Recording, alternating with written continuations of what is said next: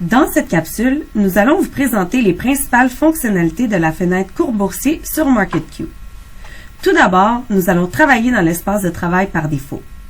Sachez qu'il est possible de personnaliser entièrement ces espaces de travail selon vos besoins. Nous allons donc ouvrir une nouvelle page en cliquant sur le « plus ».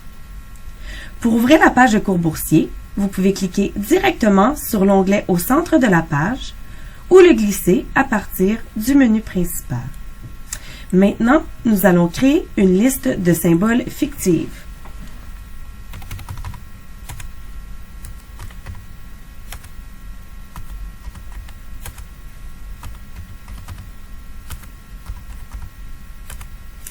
Ensuite, pour sauvegarder la liste de symboles, nous allons cliquer sur l'engrenage et ensuite sélectionner « Enregistrer la liste de symboles sous » et nous allons la nommer Disnat.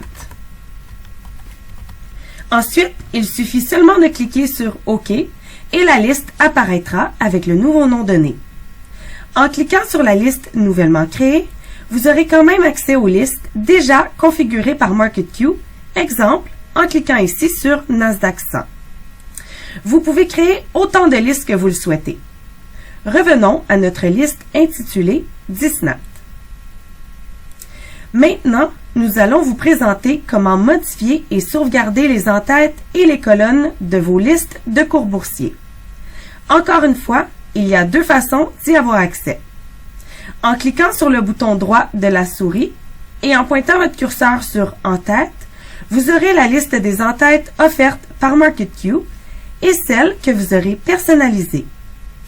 Celles placées dans la partie du haut sont préconfigurées par MarketQ et celles dans la partie du bas sont créées par l'utilisateur. Voyons par exemple l'entête dividende des actions. Vous remarquerez que les colonnes ont changé. Prenons également l'exemple actions. Vous noterez encore une fois que les colonnes sont différentes. Nous allons maintenant créer un nouvel en-tête en passant par la seconde façon d'y accéder, c'est-à-dire de cliquer sur le nom de l'en-tête et nous allons dérouler jusqu'à personnaliser. En déroulant la colonne de champs inutilisés, vous noterez que ce sont tous des éléments que vous pouvez intégrer pour vos listes de symboles. À titre d'exemple, nous allons ajouter des colonnes pour les lots acheteurs et vendeurs. Il suffit de les repérer dans le menu déroulant et de cliquer sur « Ajouter ».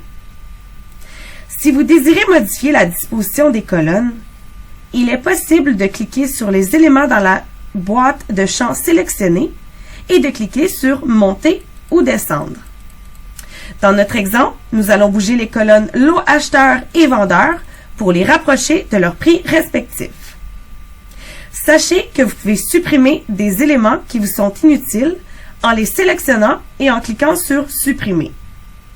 Lorsque vous avez intégré, retiré et organisé les éléments de votre en-tête, vous pouvez sauvegarder celui-ci en cliquant sur l'engrenage. Par la suite, vous devez cliquer sur « Enregistrer sous » et « Nouvelle en-tête ». Nous allons donc l'appeler « Test ». Et vous devez finalement cliquer sur « OK » pour finaliser. Vous pouvez également changer la disposition des colonnes en les déplaçant directement à partir de la fenêtre cours boursier.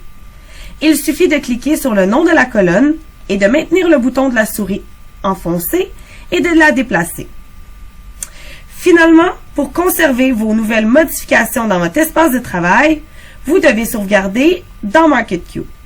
Pour ce faire, nous allons cliquer sur « Fichier » et ensuite sur « Enregistrer l'espace de travail ».